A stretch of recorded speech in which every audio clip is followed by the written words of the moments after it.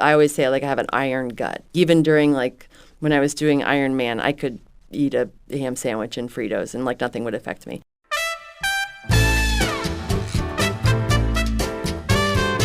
I'm Robin Sussingham, and this is the Zest. Citrus, seafood, Spanish flavor, and Southern charm, the Zest celebrates cuisine and community in the Sunshine State.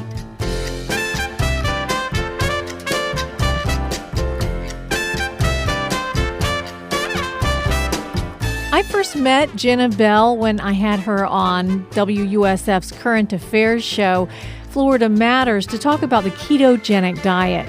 I really liked talking to her because she's smart and informed, but she's also funny with a down-to-earth sense of humor, which you need when you're talking to people about dieting. I asked her back to the Zest to talk about some of the hot trends in food right now and what she thinks about them.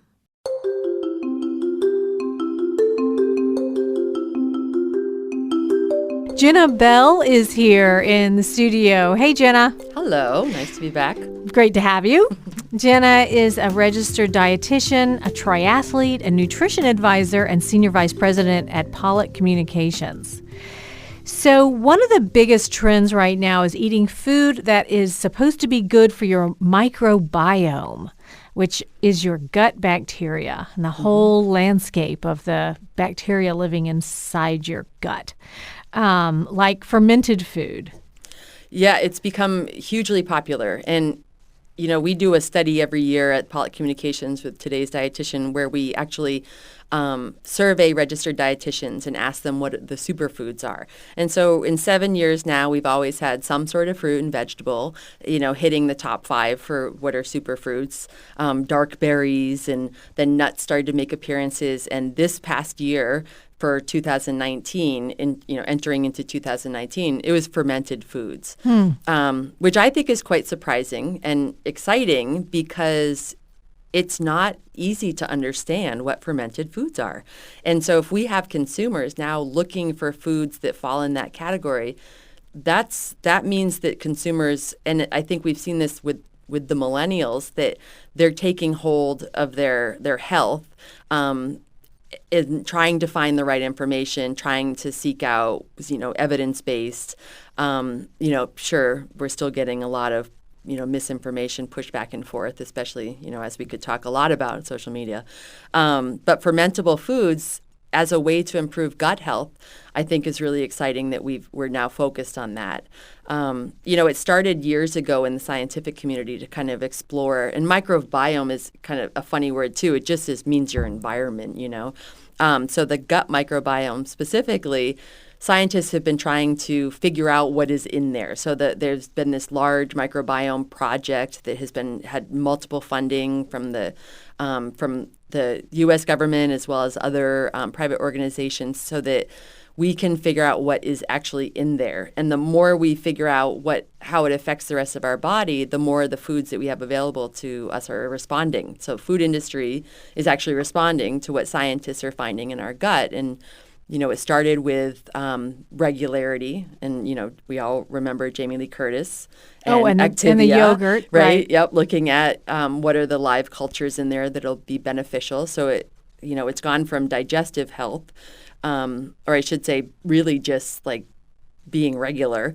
all the way now to inflammation and disorders of metabolism and how it's going to affect our ability to fight off cancer. And so it turns out the gut isn't this silent highway. It's actually something that is quite live and active and affecting the rest of our systems, which is surprising. So what are some examples of fermented food that are popular right now? Kombucha, that drink, the fermented tea drink. Right. It's fermented and it's fermentable. I think that, we're most familiar with yogurt.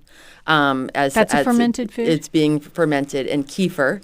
So yogurt has live bacteria in it, so it's something that can be fermented in the gut.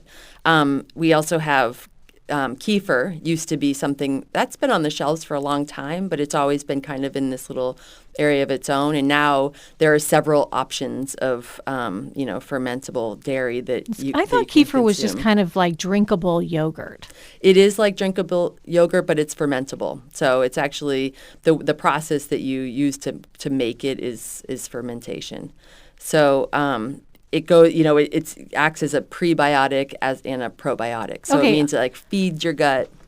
Yeah, I have a couple questions because first of all, what is fermentation? What's happening in those foods? Is there yeast in the food, or what's the fermentation process? Is it like wine gets fermented? What's going on? Yeah, so it's in the most simple terms, it is a carbohydrate being consumed and a product that being produced that is beneficial to the gut. So when something is fermented in the gut, it is feeding bacteria, and then small chain fatty acids are produced that are beneficial to other cells and other bacteria in the gut. So it's this we thought that we fed our faces, but it turns out that our food breaks down to a level where it's actually being fermented or digested by bacteria that's in there. The sugar's being digested, producing other things. So that's what's happening in the food. The sugar is being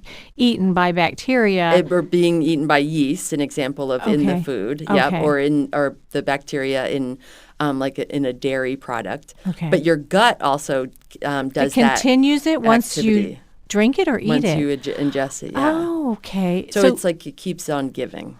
Okay, so it's not just that the fermentation that was happening in the kombucha or the sauerkraut produces nutrients that are good for you. It's that process of fermentation continues in your stomach. In your gut. So something like, if you look at fiber, especially resistant starch, perfect example. So if we look at a grain, say a wheat grain, that has all wheat grains have amylose and amylopectin. And amylose is the sugar or the carbohydrate in a wheat grain that actually resists digestion. So you eat it, and your body can't do anything with it because you don't have the enzymes to break it down. It's so it continues through your gut, but when it hits your colon, it's fermented. So it's actually fermentable, and it produces short-chain fatty acids, which have been shown then to create a healthier environment in your colon and potentially decrease colon cancer risk. And so this is a food that we've been consuming that we don't even realize is resistant to digestion. And we didn't even realize that resistance was a good thing, right? So if something seems can't bad be digested, if you can't right? digest it. But actually, that's one of the benefits of fiber is being able to be it gets eaten into up. a different area of your digestive system. Yep, It passes through your stomach, right, and then is digested in your intestines. and produces other byproducts that are good for your health. Okay, not just gas and bloating. Not just gas, yeah, right. Which could accompany that as well. Yeah. So what was that you were just... Resistant starch. And so it's in like maize or like corn products. We're talking, it's not as naturally, so corn, maize, it has to be, a traditional breeding, regular farming, but really selecting the seeds that are going to have a higher content. There's a flour being produced by Bay State Milling that actually has a higher amylose content in the seed.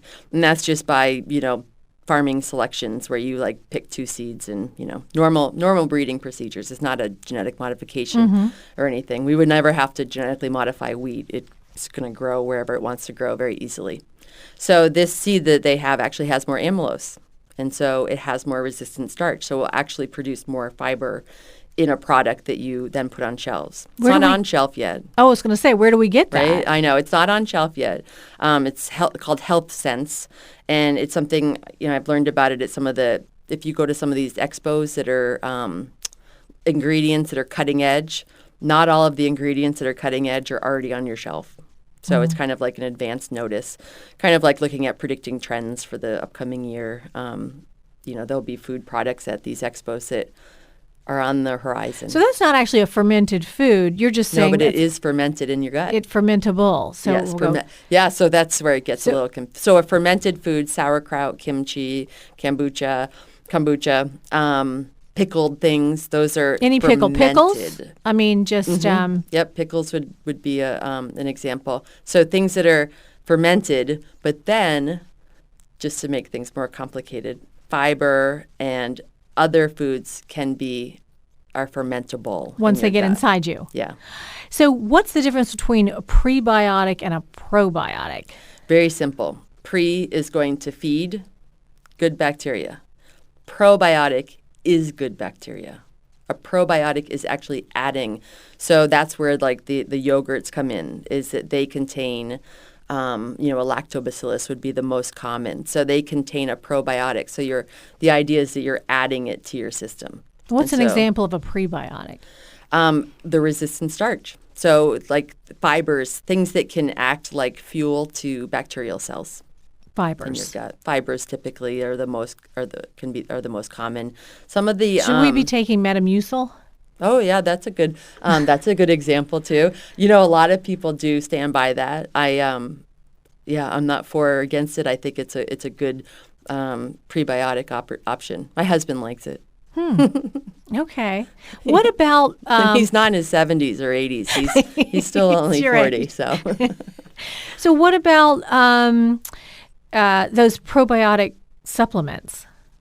Those have really come a long way. They're now being tested more commonly to see what's in them. Because, dietary supplements have always been, since, what was it, 96 when the Dietary Health Supplement Education Act was released that said it's up to the consumer to decide what dietary supplement they want to choose. We're not going to regulate it. You can't make these crazy health claims, but you can sell just vitamin D, not say anything about it, and it's up to the consumer to decide if it's for them. So now probiotics and prebiotics are being sold, and they're regulating themselves more because, manufacturers they're competing. So they're checking to see, how many live bacteria do they have in it. And now they're sourcing it from different places. So most of them are food-based, but some are from even like soil-based. So looking at like soil-based organisms. And so it's really running the gamut. It's very interesting. Again, that's one of those like innovations that is on the increase as well. And not for everybody. And pro and prebiotics. It's not a prescription yet. We can't say that we think that gut health is important for everybody. But how you get there isn't like right. one decision yet. Because. I had only heard great things about probiotic supplements that, they were so helpful. But then I started hearing of people that really didn't feel well after taking them. Mm-hmm. I didn't hear about I didn't know that could happen, but it can. So some of like a Fodmap diet, which is like a fructooligosaccharide intolerances, so that they're actually getting a pretty powerful prebiotic, but it causes such extreme stomach upset to these particular people that they have to avoid it. So there is some, I always say like I have an iron gut. Like even during like when I was doing Ironman, I could eat a ham sandwich and Fritos and like nothing would affect me. But I think for a lot of people, they change their fiber source and all of a sudden they have bloating and discomfort. So again, back to it's very personalized. If you figure out that maltodextrin doesn't, causes gas or discomfort, well, that's who you are, and you modify as necessary. So you have an iron stomach, iron lady. Right. So what do you eat typically? What did you eat yesterday? Okay, so I don't even know what today is what day of the week it is. So my way of eating is I try to really base it on hunger. I think that it's evolved. It's changed through the years. I feel like my 45th year of life, I did start experiencing diet and like I couldn't handle my pasta the way I used to, like I actually would see increases in body weight simply by eating the same thing I've been eating. So whatever that may be. So I've made shifts as far as quantity is concerned. You're eating less. I'm eating less. And you're not eating till you get hungry. And so it's like what time of the day? It varies. So I enjoy intermittent fasting. So I like having blocks of time where I'm actually not eating. So I will get up. I think yesterday, I'll give you like a typical day. So if I'm going to work out earlier in the morning, I'll have maybe some coffee. I like this beet juice powder. It's so it helps with vasodilation and blood flow, and I really like the taste of it. Wait, is that instead of coffee? It's a powder. No, I drink it with the coffee. So you put it in your coffee? No, separate. Two separate things. Two separate things. Yeah, but that would be so funny, beet though. Juice. Yeah, but not. It's like a beet juice powder. And you add water. And I add water to it. And then you also drink. Then I work out. So and then maybe I'll have just a little bit of coffee, and then exercise. I always. If I'm doing like a lift, like strength training, I make sure that I have carbs and protein afterwards. Although I've been cutting back on the carbs because I feel I've gained, a little bit of weight over the past couple of years. So I'm now, all of a sudden I'm like general population where Doesn't just stink. I can't just go by what the nutrition education informed me of. So now I'm like playing with things. So yesterday, I do eat a lot of chicken breast. Last night I had made a Indian, like a butter chicken, so I had that, but I didn't have any grains with it. I want to try that. It's so good. Where'd you get the recipe? I use Pinterest a lot. I just look up. Look at the ingredients I have in my fridge, and then I like to play with things. Like I made the best French omelet the other day, and I feel the eggs are very challenging. What's a French omelet? So you don't get that like crusty on the edges like of a normal omelet. It's like you heat up the pan.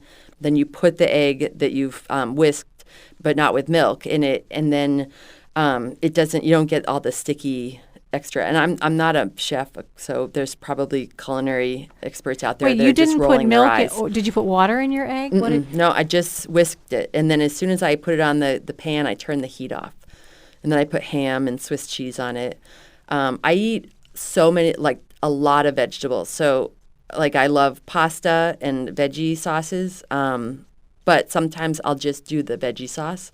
So I have like chunks of tomatoes and zucchini and onions and green peppers and red peppers and sausage, and I put like Parmesan cheese on it. A lot of Parmesan. I do that too. Yep. And now that I don't eat pasta anymore, I just eat that part. Yeah, and I think But I put cream too and Parmesan. I do like a little cream, but not always so, because I really like the strong acidic taste of a tomato. And so sometimes I'll eat pizza. It's my favorite food for sure. I love when the tomatoes get the cream red. Oh yeah. I made an Indian soup, an Indian like spiced soup. I've been doing that a lot lately, looking at turmeric and cumin. But there's tomatoes and cream. There's something else. Oh no, it was coconut milk that I did with it. Like coconut milk with tomatoes. So I watch the amount of food though. I felt like I could get satiated when I was younger. Like I could eat to full and just be normal body weight, but it's creeping with my age each decade. So I now have to. Like how many calories do you think you eat? I don't think I can eat. No, gosh, no. I don't either. Never. No. I look for a different variety of things. So I think, have I eaten any? Like today I had, I actually fried an egg in butter, and then I had the Ezekiel bread. I love the sprouted grains, and I put butter on that as well. And so later I had made a farro soup with edamame, it's like soybeans and veggies. Actually, I put a bunch of tomatoes in it, and then I took this leftover sausage and green, red, and orange pepper dish that I had made, and I put it in the soup. So I eat soup all the time. Love soup. We're going to get a recipe of your soup. Just keep tasting it. Oh, you don't have a recipe? Like, do you use a recipe? No. Oh, shoot. I'm sorry. I know. I always just taste it. But look on Pinterest. Everyone, look on Pinterest. Right. You want the recipe. So what's your big splurge? If I could pick a best dinner, I like to go do you ever go to Noble Crust? It's on like 92nd and 4th Street in St. Petersburg. And we share the, it's a rigatoni, but it's, what is it? It's not a bolognese, but a beef short rib ragu on rigatoni. And they take dollops of burrata and drop it onto the dish. So beautiful. And then we have the country ham pizza, which is a brick oven pizza with they put enough cheese on it. That's really evil, I think, when a pizza comes with not enough cheese, and and country ham, and I can't remember what the other. It's a veggies toppings other than that. So pizza and pasta. I mean, truly that. I mean, I eat a lot of Asian food. I love Vietnamese food. I'm always searching for a better boon, but I love pizza and pasta. So that's who doesn't? And I have no interest in desserts, which is really. Yeah, see, to me, I see the word changed. splurge, and I think you mean coffee, ice cream, and no. We go out as a family for ice cream, but you don't care about. I don't dessert. even eat it.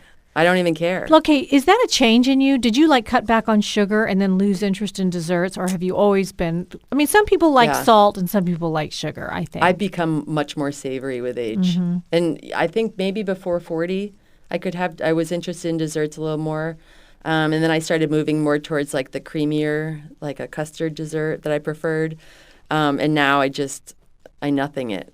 There's no chocolate or candy that you could put in front of me that I need to consume. Although I do love oatmeal date cookies. You like what? Oatmeal date cookies with walnuts. Dates. Yes, I love dates. Do you have a recipe for that? Yes. Okay, I do. there we go. It's from my mom. So that's what I really like those. But, so it's oatmeal date instead of oatmeal raisin. Right. Oh, that's a great idea. You know, I also would like a bagel the size of my head, though, with butter, veggie cream cheese. A salted bagel? Tomato. No. I like probably an onion bagel or even sesame with butter, veggie cream cheese, sliced tomato, and then you put provolone on it and you bake it. Yeah, that's There's a recipe for you. Do you ever eat that? Or I is haven't that in a while. That's your splurge. Yeah. I guess so. I don't really carve out any time to splurge. I just kind of go with the flow. You just work out and eat your beet juice. Right. Yeah. No, I am not clean like that. No, and I've switched from wine to doing a little vodka soda, just like my OB told me to. Really? Because red wine is low carb. I learned that when I flirted with the keto. In my belly now. I've been working out hard nonstop. And yet my weight increased. That's what I was telling Dalia. You can't lose weight by working out. Oh, gosh, no. No, you can burn more calories with your muscle, but for sure it's going to make you hungry. Yeah.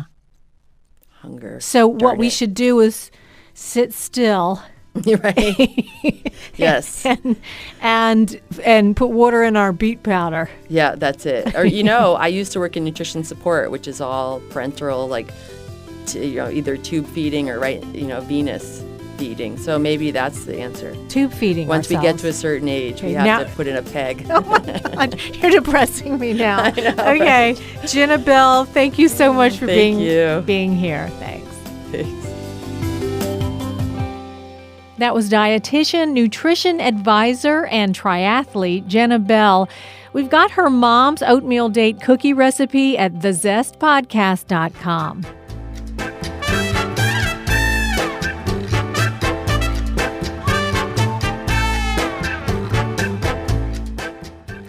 Thank you so much for joining us. If you like what you hear, rate us on iTunes and please subscribe.